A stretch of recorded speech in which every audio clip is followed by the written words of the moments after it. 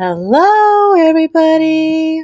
Welcome to our Thursday night live stream instead of a Wednesday night live stream.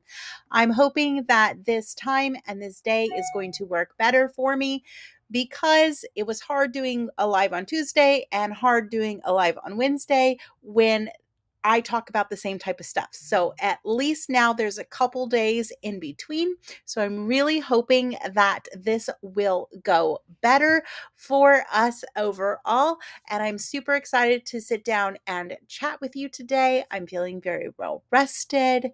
It is day 10 of BBBE, and I'm happy with how the progress is going so far. So if you're here, go ahead and say hi down below. I'd love to say hi back to you. So hello, my husband, who is always here every single video he watches, which I think is pretty awesome and amazing. He is a great source of support for that. And our dinner is just about done. I'm making a picanha tonight and I am hungry because I haven't had very much to eat today. I had 2 lamb chops at lunch, and then I had 2 eggs and a little bit of skirt steak this morning. So I knew I was having picanha tonight, so I just ate smaller, but I am definitely hungry now. Well, hello, Amy. I'm so glad that you could join that. And a Big Mac salad sounds delicious. I know I am looking forward to eating our picanha here in a little bit. I've been needing to cook it for a couple of days, but we've just been busy and we had a couple days where we ate out, which we don't do, which was fun to do. So we went to like Texas de Brazil and then we tried Sonny's barbecue and it was okay. It's about 30 minutes from a house. It is definitely not our favorite barbecue place. Our favorite barbecue place is about 45 minutes to an hour away. So we can't go often, but it is nice to know that there's a place with some decent barbecue not too far down the road anyway, and they do meat by the pound as well, which is lovely, because at least I feel like I'm getting a little bit of my value, because I feel like I can enjoy some food at that point.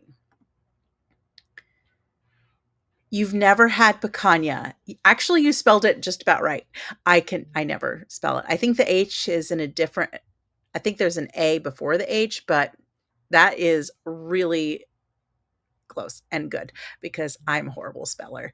But picanha is really good. It is also sold as a top sirloin steak. And so the meat itself is pretty lean, but it does have a nice fat cap on it, which is enjoyable. I just cook mine low and slow in the oven with some smoked salt, and then we put it under the broiler and get that fat nice and crispy. We first had it when we went to Texas de Brazil, and theirs is better than mine. Mine is still good, don't get me wrong, but it's not the same as cooking it over open flame. I don't have access to open flame because we live in an apartment complex. Well, that's not true. There is a grill up by the pool, but I don't want to walk over there. Matt doesn't want to walk over there. We did that once. It's really just not worth it for doing.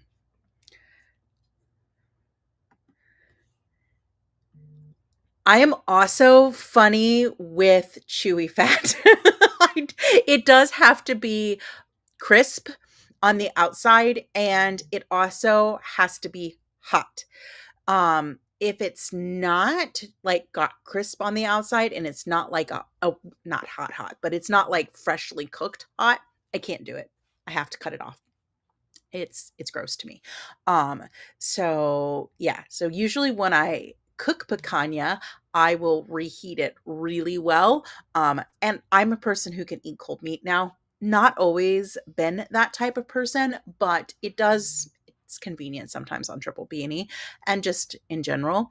But yeah, so the week has been going pretty well. I am now down 8 pounds in the 10 days. So I have been loosely tracking what I'm eating.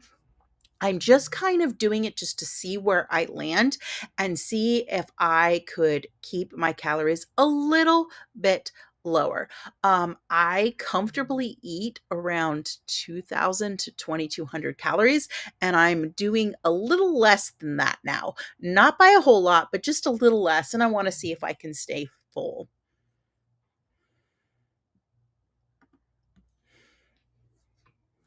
I totally agree, Amy. Like I said, it's got to be crispy and it's got to be hot, where it's like butter, and then I can do it. But there comes a point where if there's too much fat on it, I will not eat it. I can't do it. It's gross. So yeah, it's weird, but I have a weird texture issue with foods anyway. Thank you. I'm super excited. Things are heading in the right direction. I've been doing better with meat or with just movement and just my goals anyway. And I'm figuring some things out that I didn't figure out before because I've been trying and I've been doing this journey for, it'll be 3 years in July. And I have found that I don't need cream in my coffee, which is really good.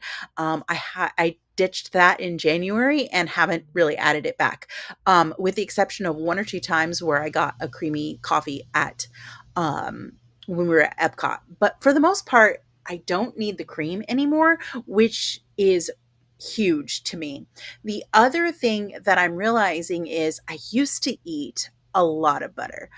I don't really eat butter anymore. I'm finding that I enjoy slightly leaner cuts of meat, and I found for my personal intake, I need to be right around 150 grams of protein is my sweet spot, where it comes where I am feeling satiated and I can go long, long times. I am doing so much better on Triple B and E. I was blown away by how different I am feeling and how quickly I'm feeling. My sleep is better, everything is better. My hormones are feeling like better balanced, and I did not expect that to happen like in a week. So it was kind of like shocking to me to have that. But it also shows me that maybe for a while I'm gonna have to keep it super simple and maybe focus on carnivore till I get closer to my goal weight. I know I cannot sustain a carnivore diet for life. I enjoy vegetables. I do. I just do. And but even before, like the past couple of months before I started Triple B and E, I was eating a lot of vegetables, but I wasn't like overdoing vegetables and I wasn't overdoing sauces. So it's weird to see how different I actually feel. I've also chicken. I think chicken causes some issues for me with like extra inflammation. And I don't think it's just like the hormones and everything that they pump it with. I think it affects me. And the other thing that I'm realizing is dairy outside of butter, which I'm not eating a whole lot of, is it stalls me. And every time that I do Triple B and E, I lose weight. And then I go back to it where I have cheese in moderation. It's not every day and I'm not going crazy, but my weight loss stalls. So I have some figuring some things out and I'm really excited to see where I end this journey in 90 days and what life is going to look like moving forward beyond that for a while, because I still have another 80 pounds, maybe 90. 90 is probably pushing it, but another 80 pounds that I would like to lose, and I would like to do that in the next year or two. So I'm not into super fast weight loss. I'm all about slow, steady wins the race because you're going to keep it off. And it also allows your body to feel better and your skin can adjust and all that kind of things. I'm still going to have skin removal of some sort.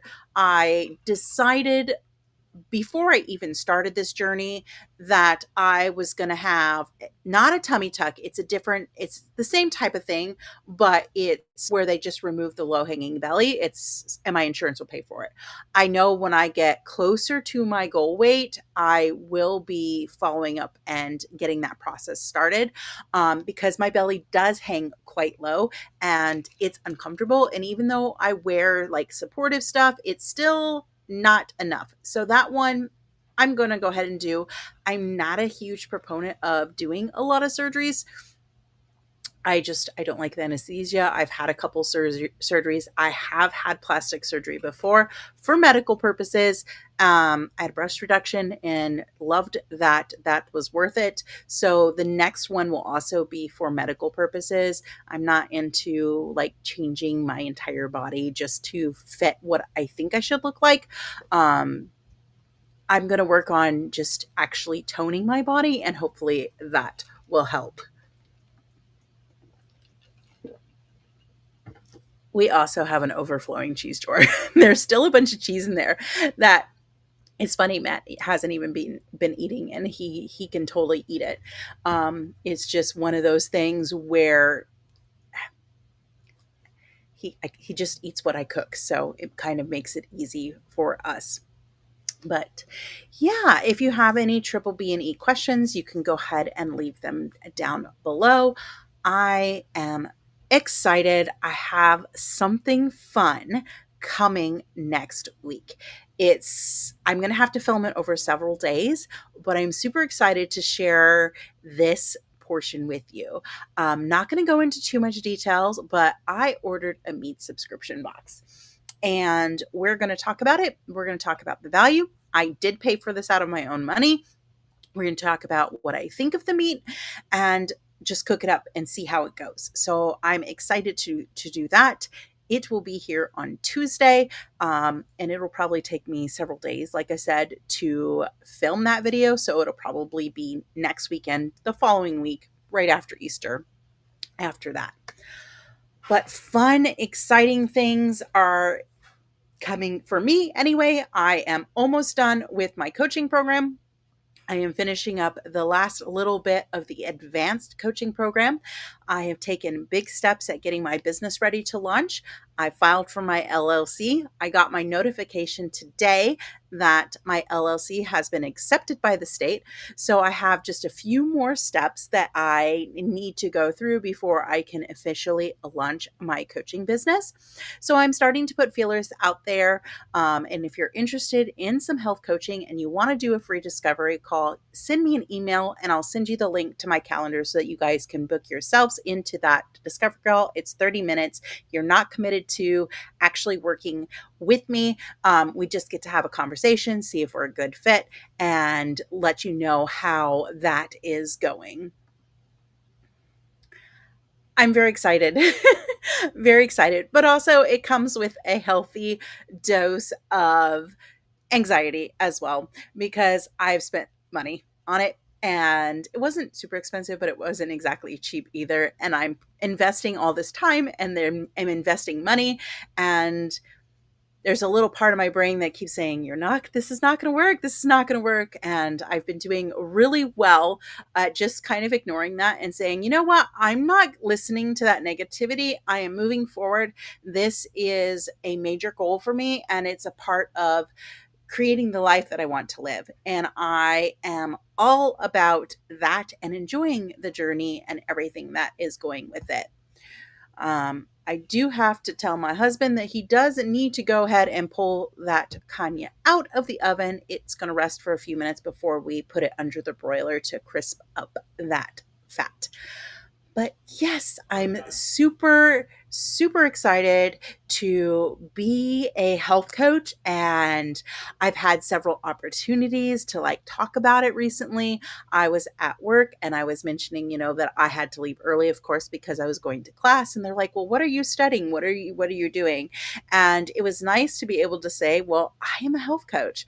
I am a health coach who wants to focus on helping women get past that diet mentality and learn to eat and fuel their body from a ketogenic, carnivore, primal, low carb type space and help them feel amazing and watch them transform their lives and transform how they think, how they feel. All those things is right up my alley, and it's so exciting. And I am definitely feeling very blessed to be on this journey and to share everything that I have been learning for years at this point. And it's pretty miraculous. So I'm so excited. Yes, and that has been the transition too. I've worked really hard at saying I am a health coach because technically I currently am a health coach. Am I board certified? Not yet, but I'm on my way. And I'm not yet considered a mastered health coach, but I am a health coach at this point. Thank you, Amy. I do appreciate that. I try so hard with that and just to be successful. My mom always, when I was little, I used to bounce around and do a lot of things. And she was like, you have to pick one thing and just do it. You cannot try everything. You cannot do it. So usually when I set my mind to something and I really start doing it, I do go hard until I accomplish those goals and succeed at it. But there is, like I said, there's that negative voice that we all have that feeds on your doubts and is trying to derail me. But I am being strong and not listening to it. But it's been an amazing journey. So, if you are in the Facebook group and or you can leave a comment down below or you can vote in the live chat if you're in the live chat with us. Tomorrow, I will be defrosting some exotic meat that's a ruminant animal and I have a poll going. So, my choices are elk, yak, goat, or veal. So let me know which one you think that I should be brave enough and eat. And we're going to do a video on it so that you guys can see how I cook it. Everything is pretty much ground. So it's going to end up being most likely a burger or a meatball or something of some sort, just to keep it easy. But yak is the current winner. And I will admit, I'm pretty nervous. If it was elk, my daughter has had elk and she says it's a lot like venison. But I kind of also am very intrigued by what yak it tastes like. It does seem very interesting, Amy. I'm hoping it's very beef-like. It should be very beef-like because it is a ruminant animal. I'm hoping that it's not super gamey. I do have trouble with strong flavors. I love lamb and I'm very particular about it and I do enjoy it from time to time. And a lot more recently, I'm learning to love it more. But if it's super gamey, it's a no-go for me. I just can't do it. But yes, go vote in that poll and then stay tuned to see what I actually end up eating. And that's something just fun for me to be able to do. And it pushes me out of my comfort zone and gives me some variety in triple B and E that I will not normally have. So the beauty is I have not had any cravings with triple B and E. I think the first time I did it, I did have some cravings, and that was a couple years ago. So for that, I just made sure that I was hydrated. I got my electrolytes, and every time I was feeling a craving, I went and did something else. Whether that be go for a little walk or something, just get out of the environment that I was currently in and read a book, do something else. And usually cravings are all mental. They're an emotional response. They're not true hunger. So you can deal with them by doing other things and not thinking about them. Because the less you think about them, the less you actually crave them. But it is a battle and it's not easy to start to shift that mindset and take on the ability to do something else. We don't always realize, like, oh, I'm craving this. And then you kind of get stuck and you kind of like ruminate in those thoughts, or at least I do anyway. And by training myself to say, I'm craving chocolate, for example. Well, how about I get some water and I go for a short walk around the block? And it doesn't have to be a fast walk. Or another thing that I like to do is I will call a friend, because if I'm on the phone and I'm chatting with them, I'm definitely not thinking about food.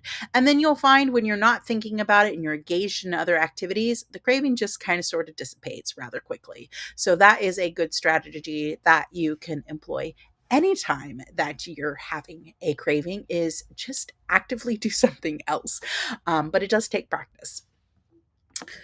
All right. Well, it's been a bit busy day for me. We had They had to come inspect the apartment today, so I did not go to work.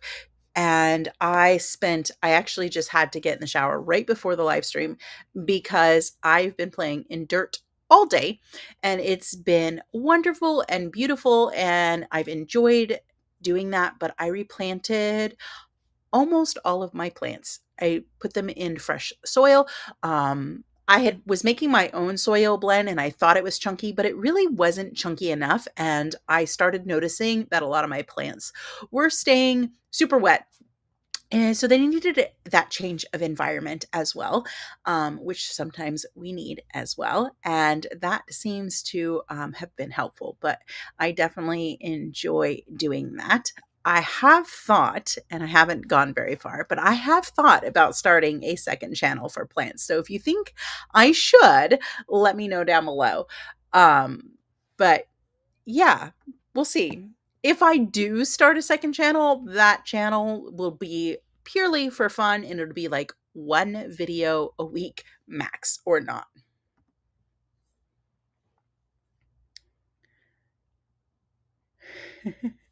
I did get a new plant. I actually have gotten several new plants this week. I was gifted with a little bit of money and I ordered some of my dream plants. And I will tell you the funny story. Hopefully, Matt will go grab it and he'll come in and he'll bring it to me. But I do have this funny story because it was about a week ago, I ordered one of my dream plants. I'm like, ooh, I found it. It's only $50, and it looks like it's going to be like a small plant. They did a picture of a more mature plant, and I did not read the description on this plant. Didn't do it. I should have done it because it was a tissue culture, which is actually kind of fascinating. It's all about science. They take cells out of the plant and they're basically cloning the plant. And I have it here. I'll show you in just a second. And I didn't read it until it shipped, and it shipped 2 days ago. And I went, it's a tissue culture. What's a tissue culture? How do I take care of a tissue culture? I have no idea what this is. Come to realize I had none of the supplies I needed to do a tissue culture. So my $50 plant has now turned into a $200 plant because I had to go order a bunch of supplies, and you can't buy just one or just enough of the soil mix that you need to grow this, or just one container that you need, or just one tool. They all come in sets of everything. But thankfully, Amazon is super quick and everything got here before the plant actually arrived. So that was really fun. So I will kind of show you. It's hard because the light reflects on it and there's humidity building up, which is what I want. This is a white monster um Monstera. So this will be a big boy. As you can see, there is 3 tiny leaves on it. And I thought it would be fun to, if I did a new channel, just to show the journey that this plant has made and the journey that all my plants are making, because I am very excited about them and just learning to take care of them and learning to grow them. I did go through my plants today and I found about 12 or 15 plants that I do enjoy, but I'm going to let go out of my collection because like I said, I ordered some dream plants today. And while I have the room to keep all the plants plus the plants that are coming, I want to be able to make sure that I can devote the time and the proper care to the plants that I really enjoy taking care of, which for me is the monsteras. And I do still have a few bonsai. I I won't be getting any more bonsai. I'm not a bonsai girl after all, but I do have a few that I absolutely love and adore, so they're not going anywhere. But yeah, I want to be able to care for everybody properly and have the time because it takes me about an hour to an hour and a half just to check the plants every day and see if they need to go water. And of course, I'm also picking them up. I'm looking at them. I'm looking at their roots, which is why I plant a lot of my stuff in clear pots. So I spend a lot of time with my plants, and they do bring me a whole lot of joy. So I'm very, very excited to see this one um, grow. And because I accidentally ordered that tissue culture and I had to order couple $100 worth of supplies, I found a nursery that's in Florida. It's like 3 hours from us. I could have gone and picked up the stuff, but I just didn't want to drive that far. And they have some tissue cultures. So they had a tissue culture beginner set, and I grabbed that. And it's got like 20, I think, in it. So it's like white knight philodendrons, pink Pinterest philodendrons, and I think a Jose philodendron. So I'm going to grow those out. And then once they get to the point where they're in soil and they're growing really, really well instead of in a growing medium, I will probably be I will be selling almost all of them. I do like my philodendron, so I will keep one for my collection for myself because I'll have put in a lot of work. But it's pretty cool because this guy came in a test tube, and the others are coming in a plastic bag where that's where the cells are injected into this solution, and then it grows from there. So it's really kind of a fascinating process. This is grown in perlite and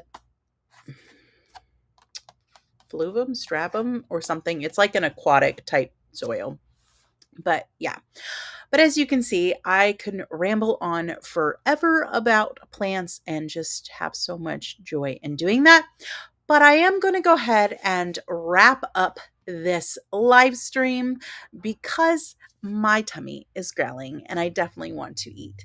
I agree, Amy. It's very, very cool. I did tell I asked Matt to order one more plant today, and I said, well, I just spent $100 on a plant, which $100 is like my max. I did go a little over that on one of my plants, but he knew about that. We talked about it previously and he was okay with it. But I told him, well, you said I can order one more. It was $100. I said it was 50% off. And he goes, so it was $50. And I said, no, no, it was $100 and it was 50% off. So yeah, it was a very, very, very expensive plant. And I'm a little nervous about it, but I'm also excited. I'm feeling confident enough in my skills with plants to be able to go forward and not kill that. I have learned a lot in the past year. So oh, right. Well, it has been so much fun hanging out with you guys and chatting. We will definitely do this again next Thursday at 7:30, and hopefully we can get more people to join us because I really do love being able to interact with the live chat. So it is a lot of fun. Thank you so much, Amy. You enjoy your dinner as well. I cannot wait to eat mine. So I hope you all find joy in your journey and have a wonderful and joyful evening. Bye for now.